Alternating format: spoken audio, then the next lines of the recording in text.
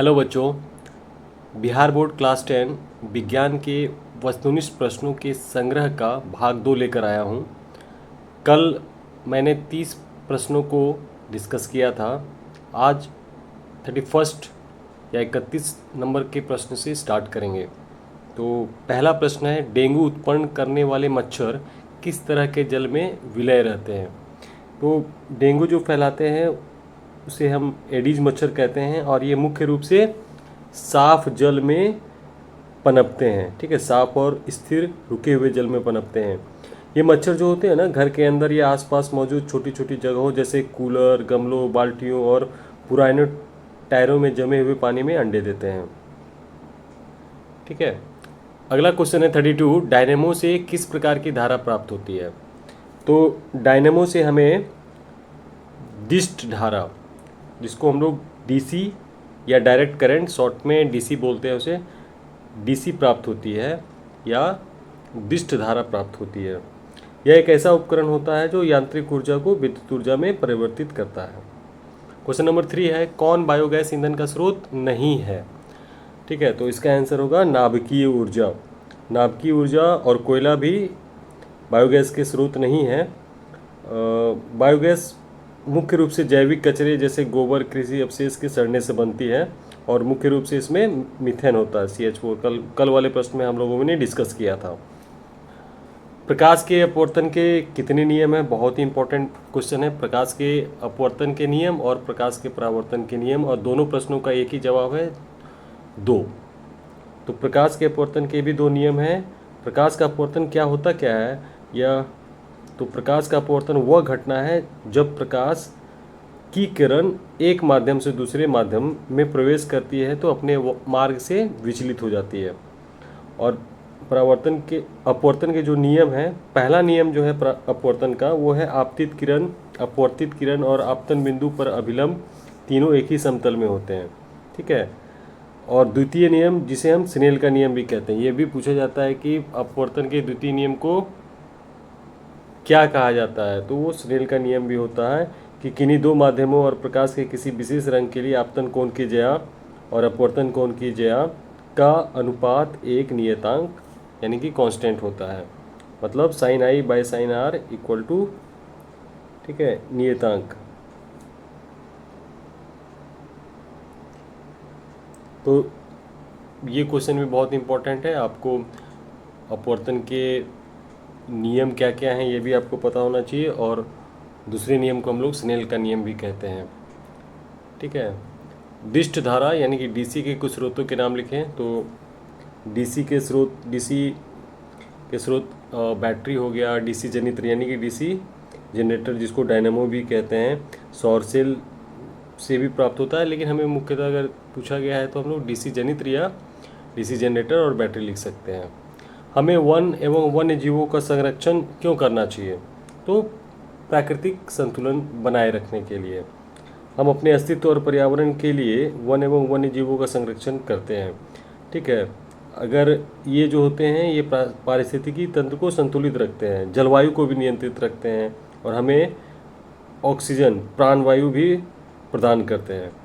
ठीक है, इसलिए हमें वन एवं वन्य जीवों का संरक्षण करना चाहिए। गोली दर्पण की वक्रता त्रिज्या 20 सेंटीमीटर है, तो इसका फोकसांतर क्या होगा। तो फोकसांतर क्या होता है, उसका वक्रता त्रिज्या का आधा होता है। ठीक है, तो 20/2 करेंगे तो 10 सेंटीमीटर हो जाएगा। ठीक है, यहाँ पे हमें फोकसांतर मतलब फोकस दूरी निकालना है। F = R/2 होता है, 20/2 10 हो जाएगा। फिर है 38 मीटर फोकसांतर वाले उत्तल लेंस की क्षमता क्या होगी। तो उत्तल लेंस की क्षमता का जो सूत्र होता है, या लेंस की क्षमता का सूत्र होता है 1/f। तो 1/f यानी कि 1/2 हो जाएगा, तो 0.5। और लेंस की क्षमता को हम लोग मापते हैं डायोप्टर में। डायोप्टर यानी कि इसलिए इसको यहाँ पे डी से सूचित किया गया है। तो आंसर क्या होगा, 0.5 D। ठीक है, एथेनॉल का संरचना सूत्र लिखना है, तो ये होता है C2H5OH। एथेनॉल को हम लोग एथिल अल्कोहल भी कहते हैं, C2H5OH। एथेनॉल में 2 कार्बन परमाणु एक दूसरे से सिंगल बॉन्ड, जिसको हम लोग एकल आबंध भी कहते हैं, द्वारा जुड़े होते हैं। पहले कार्बन के साथ 3 हाइड्रोजन तथा दूसरे कार्बन के साथ 2 हाइड्रोजन परमाणु जुड़े होते हैं। दूसरे कार्बन से ही हाइड्रोक्सिल समूह OH जुड़ा होता है। हरित लवक के किस भाग में प्रकाश संश्लेषण की क्रिया होती है? हरित लवक यानी कि क्लोरोप्लास्ट के किस भाग में? तो क्लोरोप्लास्ट के प्रथम भाग में ही, ठीक है, प्रकाश संश्लेषण की क्रिया होती है।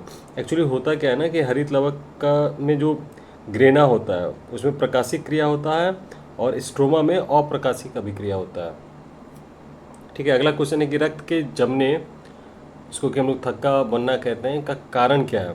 तो आंसर होगा उसका उसमें उपस्थित प्लेटलेट्स। ठीक है, उसमें उपस्थित प्लेटलेट्स और प्रोटीन, ठीक है, वो मिलकर रक्त को, जैसे हमें चोट वोट लगता है तो ब्लडिंग होता है और वो अपने आप थोड़ी देर में क्या होता है, खून का बहना रुक जाता है, जो कि एक प्राकृतिक प्रक्रिया है। और इसमें मेन रोल किसका होता है? प्लेटलेट्स का। ठीक है, साथ में प्रोटीन भी घाव की जगह एक जाल बनाते हैं जिससे खून बहना बंद हो जाता है। ठीक है, मानव में वहन तंत्र के घटक कौन कौन से हैं?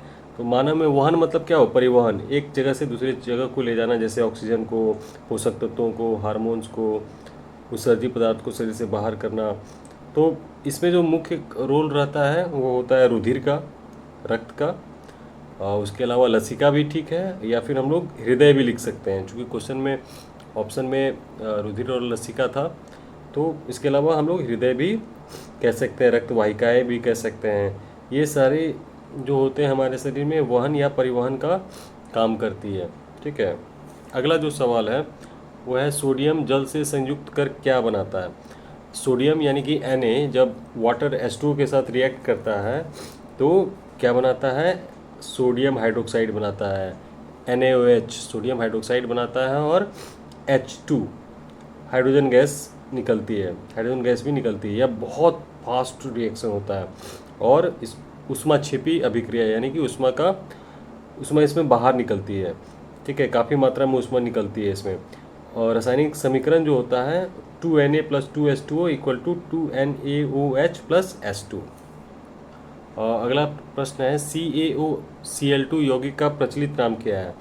तो CaOCl2 यौगिक जो होता है, जिसको हम लोग कैल्शियम ऑक्सीक्लोराइड, CaOCl2 को हम लोग क्या पढ़ेंगे? कैल्शियम ऑक्सीक्लोराइड है, लेकिन हमारे भाषा में हमारे लोग प्रिय प्रचलित नाम जो इसका होता है विरंजक चूर्ण होता है, जिसको हम लोग हिंदी में ब्लीचिंग पाउडर हम लोग बोलते हैं। विरंजक चूर्ण तो बहुत ही शुद्ध हो गया, ब्लीचिंग पाउडर बोलते हैं। इसका सूत्र क्या हो गया? CaOCl2। ठीक है, इसका मुख्य कार्य जो होता है कपड़ों और कागजों को विरंजित यानी कि रंग उड़ाने तथा पानी, पीने के पानी को कीटाणु रहित बनाने के लिए किया जाता है। अगला सवाल है पायरुवेट के विखंडन से कार्बन डाइऑक्साइड जल तथा ऊर्जा देता है, और यह क्रिया होती है, मतलब कहाँ होती है यह पूछा जा रहा है। तो यह क्रिया कोशिका के माइटोकॉन्ड्रिया में होता है, और यह वायवीय श्वसन जो होता है ना, उसी की प्रक्रिया है, एरोबिक रेस्पिरेशन। ठीक है, उसमें जो पायरुवेट होता है पूर्णतः टूटकर कार्बन डाइऑक्साइड, जल और भारी मात्रा में ऊर्जा उत्पन्न करता है। होता कहाँ है? तो कोशिका के माइटोकॉन्ड्रिया में होता है। कौन सा पदार्थ लेंस बनाने के लिए प्रयुक्त नहीं किया जा सकता? तो ऑब्वियसली ऑप्शन वाला रहेगा, और इसमें आंसर हो जाएगा मिट्टी। ठीक है, मिट्टी जो होता है क्या है? मिट्टी एक अपारदर्शी चीज़ है जिससे कोई भी चीज़, कोई भी प्रकाश की किरण आसानी से आर पार नहीं जा सकती है। ठीक है, तो लेकिन लेंस बनाने के लिए हमें कैसी वस्तु चाहिए होगी? पारदर्शी, ताकि प्रकाश आसानी से पार हो सके। ठीक है, इसलिए इसका आंसर क्या हो जाएगा? मिट्टी। नॉर्मली पारदर्शी पदार्थ जैसे कांच, जल और प्लास्टिक का उपयोग हम लोग लेंस बनाने के लिए करते हैं। अगला सवाल है कि किसी बिंब का वास्तविक प्रतिबिंब समान आकार का प्राप्त करने हेतु बिंब को उत्तल लेंस के सामने कहाँ रखें?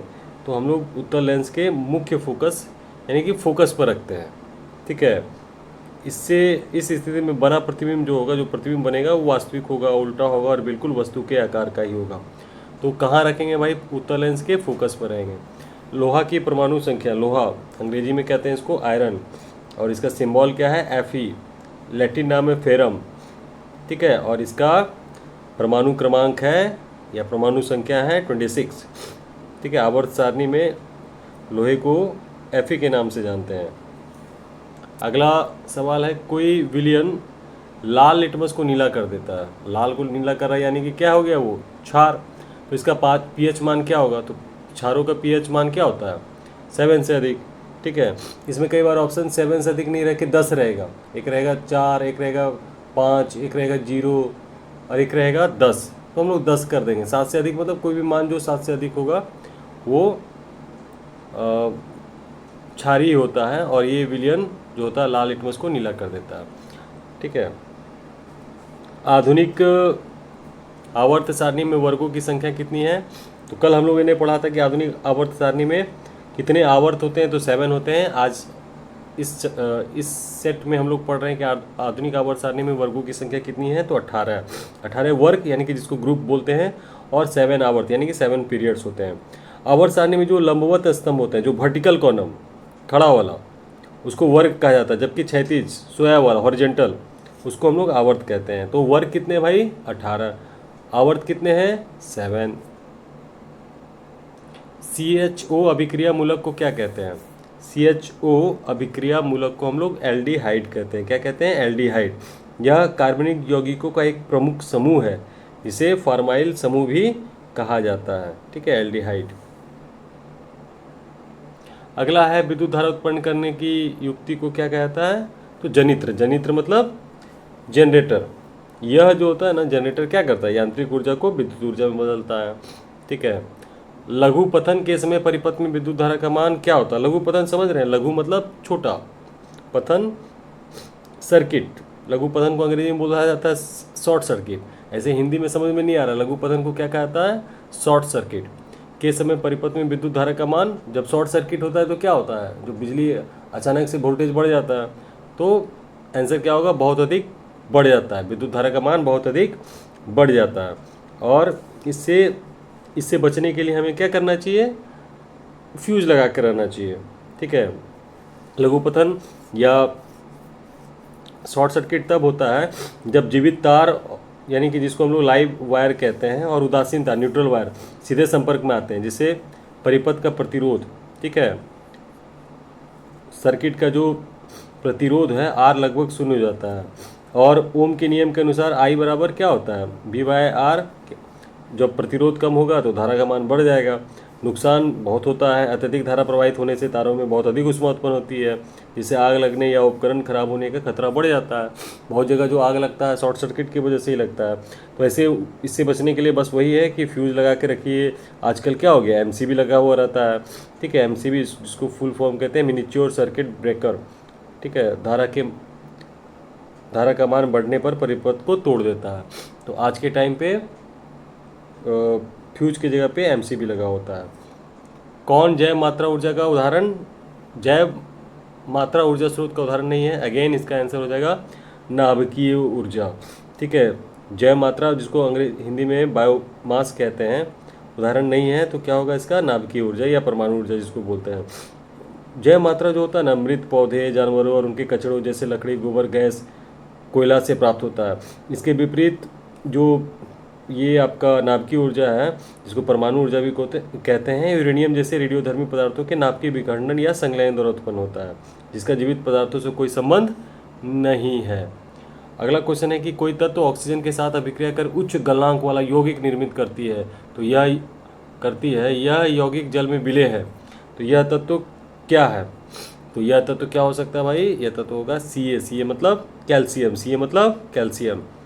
ठीक है, क्योंकि जब कैल्शियम धातु हवा या ऑक्सीजन के साथ अभिक्रिया करता है तो क्या बनाता है, कैल्शियम ऑक्साइड बनाता है, CaO बनाता है, जिसका गलनांक बहुत उच्च होता है।